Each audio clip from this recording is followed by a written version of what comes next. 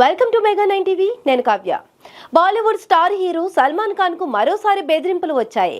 ఈసారి కారులో బాంబు పెట్టి సల్మాన్ ను లేపేస్తామని వాట్సాప్ లో మెసేజ్ రావడం తీవ్ర కలకలం రేపుతుంది. సల్మాన్ ను ఇంట్లోనే నరికి చంపుతాం లేదా కారులో బాంబుతో పేల్చేస్తామంటూ వర్లీ ట్రాన్స్పోర్ట్ డిపార్ట్మెంట్ కు ఓ గుర్తు తెలియని వ్యక్తి వాట్సాప్ మెసేజ్ చేశాడు. దీంతో ముంబై పోలీసులు వెంటనే అలర్ట్ అయ్యారు.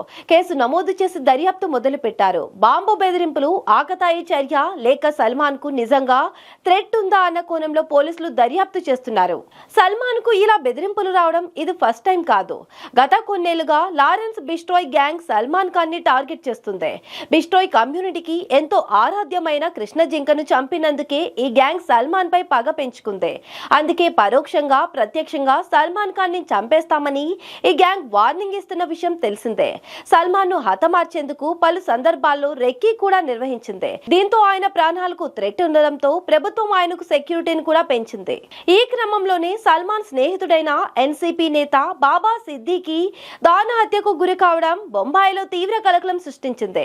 ఆ తర్వాత 2024లో ఖాన్ కు ఈ గ్యాంగ్ నుంచి బెదిరింపు వచ్చింది. అయితే ఈ బెదిరింపులను తేలిగ్గా తీసుకోవద్దని, సల్మాన్ ఖాన్ ప్రాణాలతో ఉండాలంటే కృష్ణ జింకల విషయంలో గుడి సందర్శించి బహిరంగంగా క్షమాపణ చెప్పాలని లేదా 5 కోట్లు చెల్లించాలని బిస్ట్రాయ్ గ్యాంగ్ డిమాండ్ చేసింది.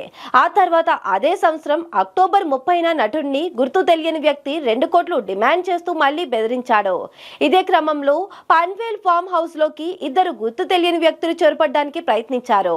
ఈ బెదిరింపుల కారణంగా ప్రభుత్వం సల్మాన్ ఖాన్ కు భద్రత పెంచుతూ వస్తుంది.